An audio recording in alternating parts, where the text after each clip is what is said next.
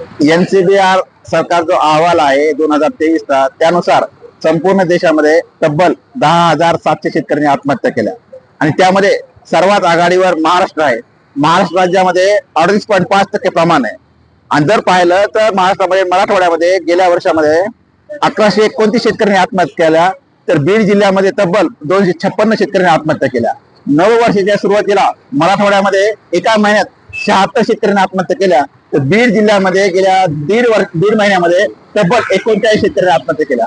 नापिकी असेल, निसर्गाची अवकृपा असेल, कर्जबाजारीपणा असेल, ही कारणं तात्काळ असताना सरकारचं शेतकरी विरोधी धोरण आहे, त्यामुळे शेतकरी आत्महत्या करत आहेत. दुसरी गोष्ट म्हणजे या सरकारनं जे शेतकरी विरोधी कायदे केले आहेत, कमाल जमीन धारणा कायदा असेल, आवश्यक वस्तू कायदा असेल किंवा जमीन अधिग्रहण कायदा असेल, या कायद्यामुळं शेतकऱ्यांना स्वातंत्र्य नाहीये, शेतकरी संकटात सापडला आहे.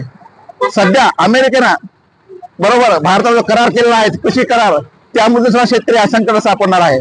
त्यामुळे एकदा जर पाहिलं तर आमची अशी मागणी आहे की जर सरकार शेतीमालाला भाव देत नसेल तर कमीत कमी पीएच कायद्यामध्ये बदल करून गांजा असेल, तंबाखू असेल, अफू लावण्याची शेतकऱ्यांना परवानगी द्यावी, रितसर सशर्त अशी आमची मागणी आहे. आणि या सरकारी धोरणाचा निषेध करण्यासाठी आज आम्ही सगळे शेतकरी पुत्र जिल्हाधिकारी कार्यालयासमोर सरकारच्या नावानं बोंबाबोंब करत आहोत आणि होळी पेटून हे शेतकरी विरोधी कायदे जे आहेत त्याची आम्ही होळी करणार आहोत.